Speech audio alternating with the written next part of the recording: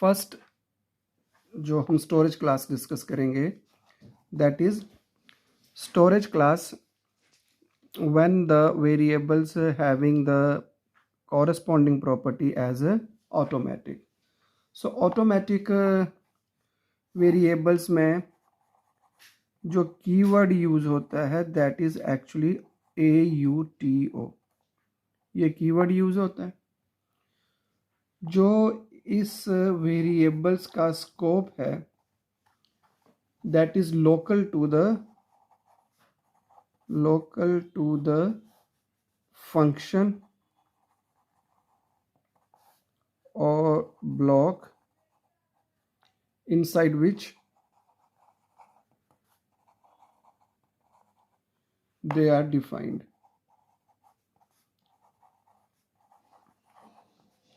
मतलब जैसे local variables के बारे में हमने डिस्कस किया था, तो हम बोल सकते हैं कि they are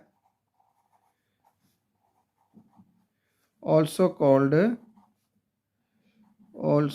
called local variables. लेकिन अगर हम किसी वेरिएबल्स की अगर स्टोरेज क्लास एक्सप्लिसिटली नहीं लिखते तो जो इसकी बाय डिफ़ॉल्ट स्टोरेज क्लास है किसी भी लोकल वेरिएबल की वो ऑटो ही होती है। ये इसका स्कोप है। उसके बाद सेकंड चीज़ है कि इसकी जो इनिशियल वैल्यू है, डिफ़ॉल्ट इनिशियल वैल्यू,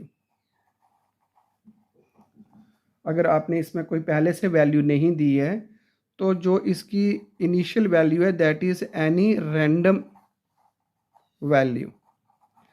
तो जो रैंडम वैल्यू है दैट कैन बी अनडिफाइंड, कुछ भी अनडिटरमाइंड, तो हम इसको बोल सकते हैं कि जो गार्बेज वैल्यू ले सकते हैं। इसलिए हम जब भी कोई वेरिएबल को डिक्लेयर करते हैं और आगे यूज़ करना हो तो हम स्टार्टिंग में उसकी वैल्यू को ज़ीरो कर देते हैं ताकि उसमें कोई गार्बेज वैल्यू ना आए।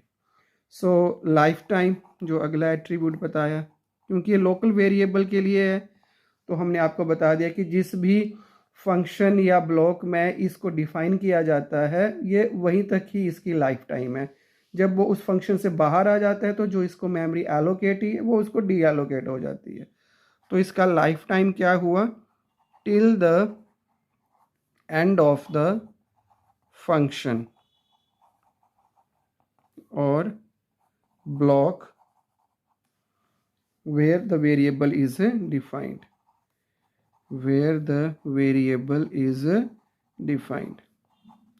जब वो ब्लॉक से बाहर आ जाएगा तो मेमोरी जो है इसकी वो डी एलोकेट हो जाएगी। देन प्लेस ऑफ स्टोरेज, ये कहाँ पे स्टोर होता है, प्लेस ऑफ स्टोरेज, तो ये जो बाय डिफ़ॉल्ट है ये मेन मेमोरी में स्टोरेज होती है। मेन मेमोरी मतलब हमारे रैम के अंदर ये वेरिएबल है जो वो स्टोर होता है। ठीक है, तो हम बोल सकते हैं कि a variable finally declared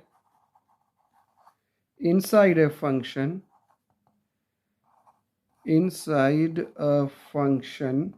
without any storage class,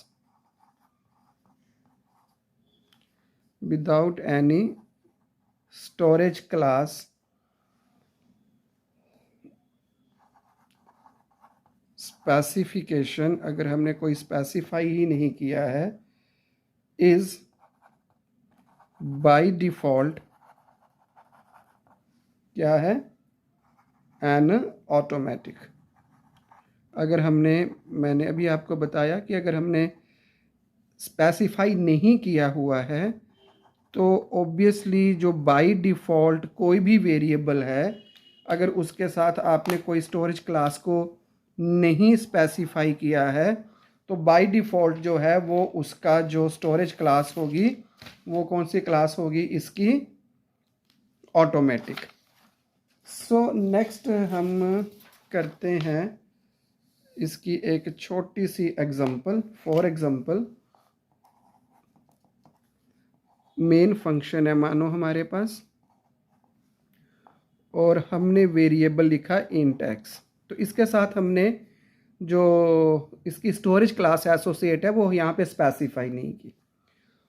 तो अगर हम ऐसा लिख लें या हम लिख लें ऐसा ऑटो इंट एक्स, कुछ भी लिख लें इन दोनों में से, they both are same thing. तो बाय डिफ़ॉल्ट जो है वो किसी भी वेरिएबल की जो स्टोरेज क्लास है that is actually the automatic. इसमें एक चीज़ जो नोट करने वाली है वो ये कि जो ये क्लास है storage class automatic, it can only be used within a function, within a function or a block। ठीक है, क्या मतलब हुआ इसका? That is only for local variables. ये इंपॉर्टेंट चीज़ है यहाँ पे कि जो ऑटोमेटिक स्टोरेज क्लास है that can be only and only be used for local variables and not for global variables. Global variables की जो है वो स्टोरेज क्लास स्पेसिफिकेशन जो है वो ऑटोमेटिक नहीं हो सकती, क्योंकि उसका जो लाइफ टाइम पीरियड होता है वो कंप्लीट फुल प्रोग्राम होता है and not for global variables.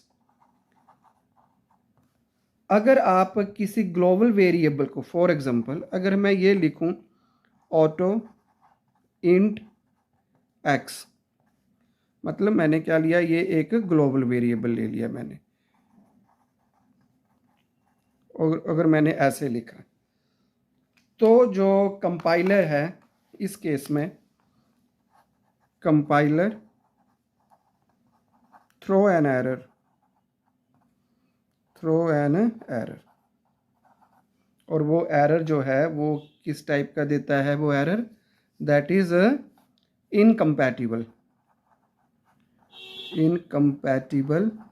Storage class. So जो ग्लोबल वेरिएबल है, ग्लोबल वेरिएबल जो है वो ऑटोमेटिक स्टोरेज क्लास के साथ एसोसिएट नहीं हो सकता। नेक्स्ट जो हमारे पास स्टोरेज क्लास है that is actually the second हम करें, दैट इज़ एक्सटर्नल, या हम उसको बोल सकते हैं ग्लोबल। ये ग्लोबल वेरिएबल्स के लिए हमेशा कौन सी स्टोरेज क्लास स्पेसिफिकेशन है? एक्सटर्नल। तो यहाँ पे जो कीवर्ड यूज होता है, keyword used is extern, EXTERN, ये इसके लिए कीवर्ड यूज होता है। जो इसका स्कोप है, क्योंकि ये ग्लोबल वेरिएबल है, तो जो इसका स्कोप है वो क्या है? इसका ग्लोबल। ग्लोबल का मतलब एवरीवेयर इन द प्रोग्राम। इसको प्रोग्राम में कहीं पे भी किसी भी जगह पे यूज किया जा सकता है। So they are available everywhere in the program. और जो इसकी डिफ़ॉल्ट इनिशियल वैल्यू है, जैसे कि हमने बताया था कि जो ऑटोमेटिक के लिए क्या है? गार्बेज वैल्यू है। इसकी जो डिफ़ॉल्ट वैल्यू है दैट इज़ 0। अगर आप इसको कोई इनिशियलाइज नहीं करते तो ऑटोमेटिकली जो इसकी जो इनिशियल वैल्यू है वो क्या आ जाएगी? 0 आ जाएगी। अब क्योंकि ये एक ग्लोबल वेरिएबल है, सो इसकी जो लाइफ टाइम क्या है? Till the program does not finish its execution. पूरा प्रोग्राम जो है तब कि अपनी एग्जीक्यूशन को कंप्लीट नहीं कर सकता। और जो इसकी लोकेशन है, कहाँ पे जाके स्टोर होता है ये? That is also in main memory, like automatic जो स्टोरेज क्लास है। ये भी रैम के अंदर ही स्टोर होता है।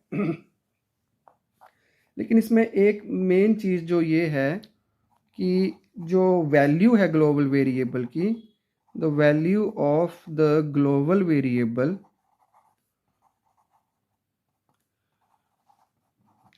Can be changed.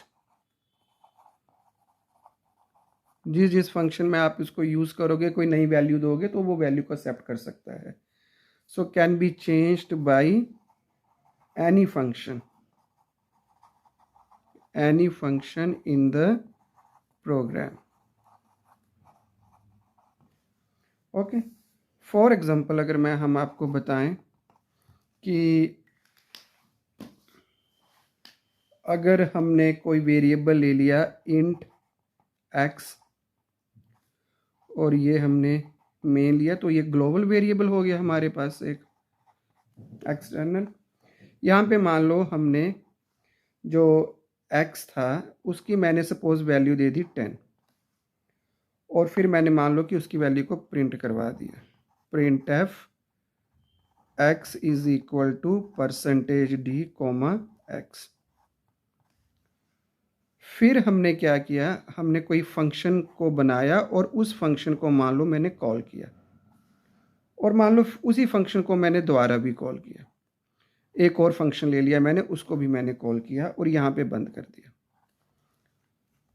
तो अब ये जो फंक्शन है, इस फंक्शन को जब मैंने डिफाइन किया तो मान लो कि यहाँ पे मैंने इसकी वैल्यू दे दी, अब x की वैल्यू दे दी 20 और फिर मैंने इस 20 को भी प्रिंट करवा दिया, print f x is equal to %d, x।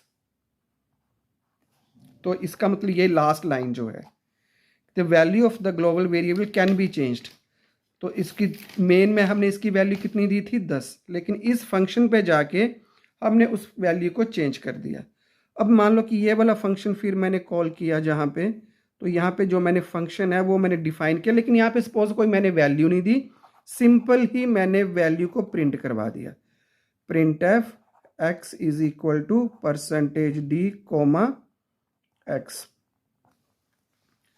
तो ये हमारे पास 3 सिनेरियोज हैं।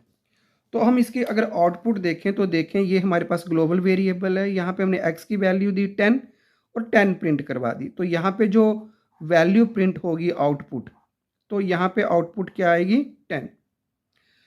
फिर हमने फंक्शन को कॉल किया तो ये वाला फंक्शन कॉल हुआ, यहाँ पे हमने x की वैल्यू को क्या दे दिया, अब 20। तो पुरानी वैल्यू इसकी जो थी वो ओवरराइट हो गई और फिर मैंने x को जब प्रिंट करवाया तो अब ये 10 नहीं प्रिंट करवाएगा, अब ये क्या प्रिंट करवाएगा 20। फिर मैंने फंक्शन 1 को कॉल किया तो ये वाला फंक्शन आया, यहाँ पे भी मैंने x की कोई वैल्यू नहीं दी है, तो उस केस में क्या होगा, फिर उस केस में जो इसकी ये पुरानी वैल्यू है 20, वो जो 20 है वो प्रिंट होके आ जाएगी। So this is the about external और ग्लोबल वेरिएबल्स। अब नेक्स्ट जो 2 है हमारे पास स्टैटिक एंड रजिस्टर्स, वो हम नेक्स्ट लेक्चर्स में करेंगे। Thanks for watching.